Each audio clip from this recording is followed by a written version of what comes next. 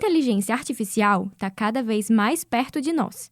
3 a cada 10 estudantes brasileiros já utilizaram a IA não apenas para tirar dúvidas na hora de fazer o dever de casa. Eu já fiz sim, o uso de inteligência artificial, seja lá para procurar algum termo, para perguntar alguma coisa ou até mesmo para conversar com a inteligência artificial. Não costumo usar muito porque, querendo ou não, de alguma maneira acaba influenciando. Então pode ser que eu fique muito dependente disso.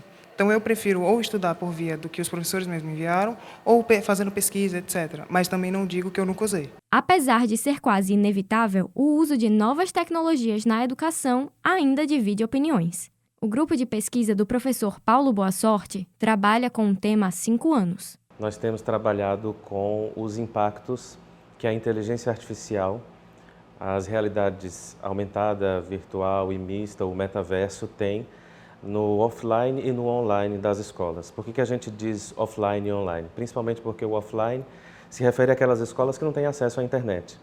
Mas os alunos, quando chegam à escola, eles trazem hábitos, eles trazem reflexos do offline, da inteligência artificial e também do metaverso. Então, nós nos debruçamos principalmente em questões de acesso, como a inteligência artificial tem impactado na vida desses alunos, na forma como eles estudam, na forma como eles aprendem, principalmente linguagens. O ChatGPT, por exemplo, é uma ferramenta que coloca pais, alunos e educadores diante de um dilema sobre os limites do uso da tecnologia. Principalmente pelo fato de ele ser alimentado por bilhões de parâmetros e ele entregar textos completamente coerentes, coesos e temáticos, é que ele vai impactar os vários setores. Ele vai impactar o setor do jornalismo, a medicina, a educação, a escrita de textos científicos. E aí é que nós vamos encontrar e pensar os desafios, principalmente da escrita acadêmica na contemporaneidade. Como é possível lidar com isso sem prejudicar a própria autonomia na vida estudantil? Porque é uma coisa que, se você não utilizar com moderação, você é capaz de você prejudicar até o andamento do seu estudo. Como, por exemplo, o ChatGPT, que eu vejo muitos estudantes utilizando para fazer dissertação por eles, para fazer qualquer tipo de atividade por eles. E eu acho que isso acaba tornando o aprendizado deles deficiente.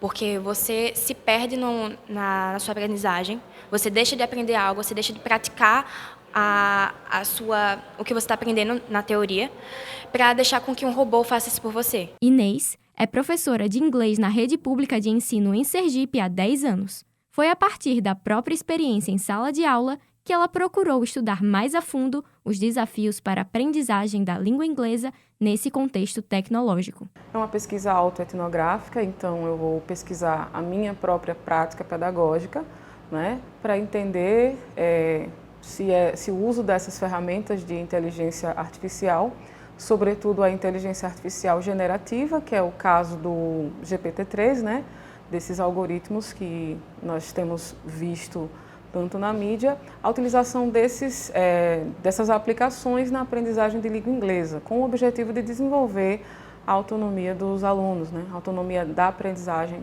dos alunos. Com a IA, a professora vê novas possibilidades de personalizar o conteúdo ensinado de acordo com as necessidades de cada aluno. Eu observei o potencial que elas poderiam trazer para os meus alunos, então, para ajudá-los, por exemplo, na correção de textos, na produção, por exemplo, de textos em língua inglesa. Eles podem fazer descrições e essas descrições podem gerar imagens, então, há todo um potencial de ensino dentro da multimodalidade que pode servir não só para os professores de língua inglesa. Além de vídeos de dancinhas que viralizam rapidamente, o TikTok é outra ferramenta com potencialidades para fins educativos, como a divulgação de conteúdos curtos sobre o Enem. A minha pesquisa é para entender uma comunidade virtual específica, que é o BookTok. Ele está inserido dentro do TikTok.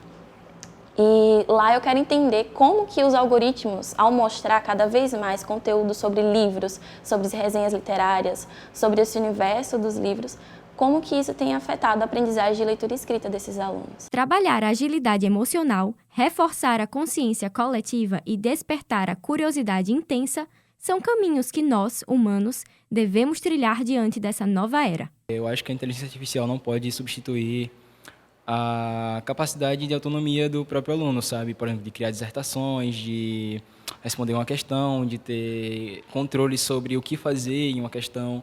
É uma ferramenta que já faz parte do dia a dia das pessoas, né? E por que não utilizá-la na educação para cumprir uma tarefa, digamos assim, mecânica, né? Enquanto o professor pode se dedicar a algo que somente a inteligência humana é capaz de fazer.